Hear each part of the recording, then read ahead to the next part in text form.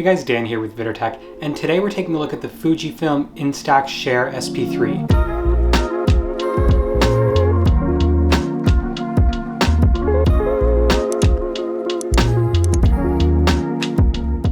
It's a Polaroid-style mobile printer, and the main reason for this one is its unique one-to-one square format Polaroid. So if Polaroids are your thing, but smartphones are your weapon of choice, then this one's for you. Let's get into it.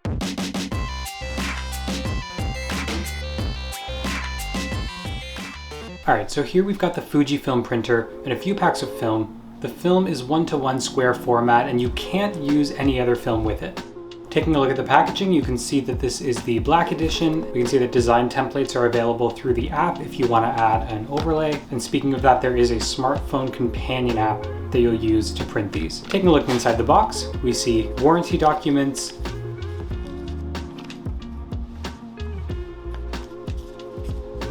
ferrite cord instructions, which is essentially a magnet you attach to the cord for protection. The owner's manual. We've got the battery, USB-C, the ferrite for the USB cord, and then we have the printer itself.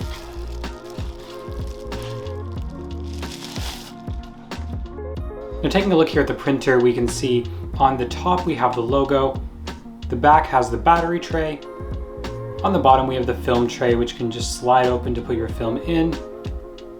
On the right we have a reprint button, and on the left we have the power bar. And the front has the printer of course and the LED indicators. So loading in the cartridge is pretty easy.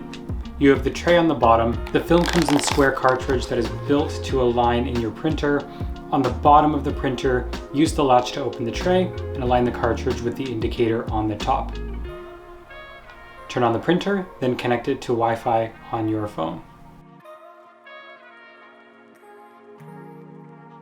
Now, if you've just installed a new cartridge, don't be surprised if when you first connect, your printer automatically prints out the protective layer of the film.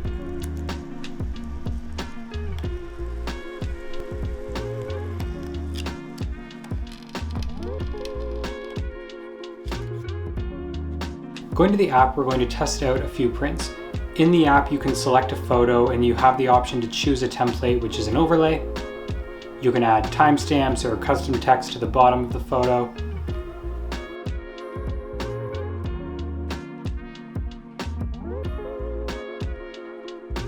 You can also adjust the layout if you want to add a collage instead of a single photo.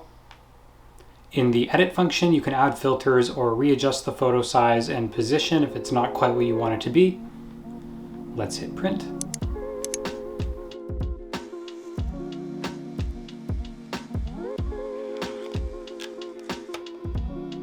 And the photo will take some time to develop, so we'll just set that aside.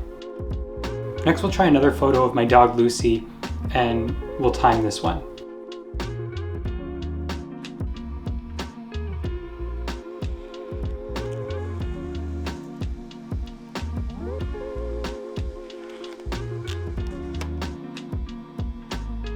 Okay, so you can see from the time it starts printing, it clocks out at about 9 seconds.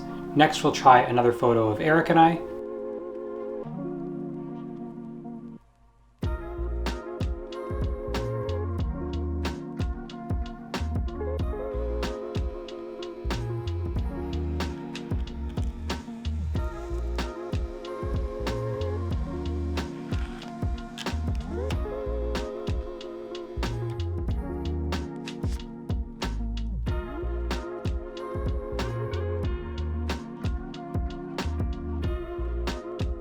And now to gauge the quality here, we're going to do a landscape photo which has some more harsh gradients to it to just see what the capabilities of this printer are.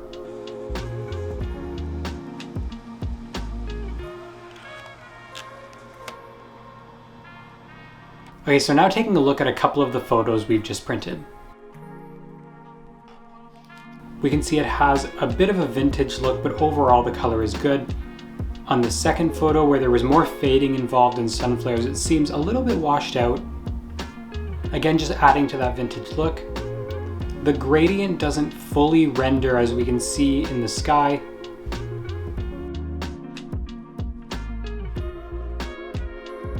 And then on the portrait photo, it also seems vintage, but overall good quality.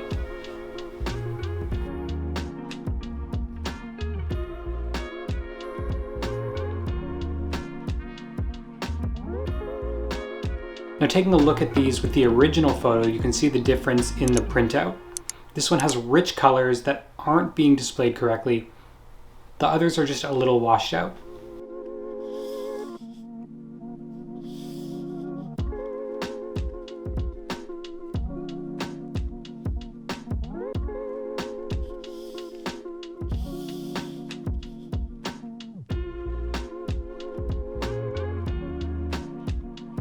So overall, all of these photos seem relatively correct. The colors, of course, are a little bit off, but that's to be expected as the Polaroid adds a little more of a vintage look, and that really is what you're going for anyway when you go to Polaroid format. And speaking of printing photos, so if you want to print a photo directly from your computer, there is no way to do that. So what you're going to have to do is transfer the photo from your computer to your phone, and then using the Instax Share app, you're able to print from your phone.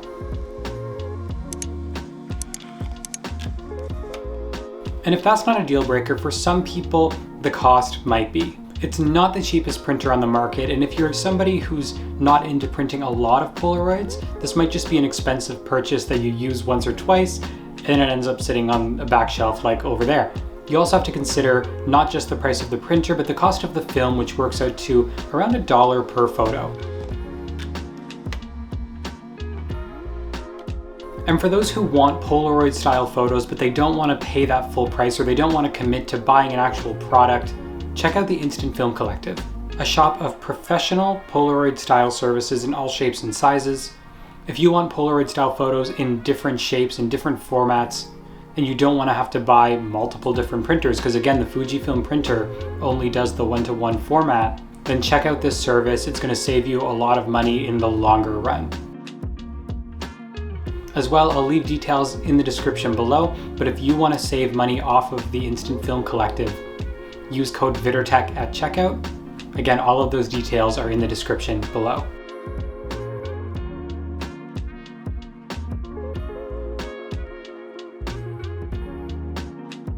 Alright, so that's everything for this video. Thank you guys so much for watching and supporting the channel. Remember to hit that subscribe button to see more from me if you haven't already. And of course, hit the like button. It tells YouTube the videos like this don't suck.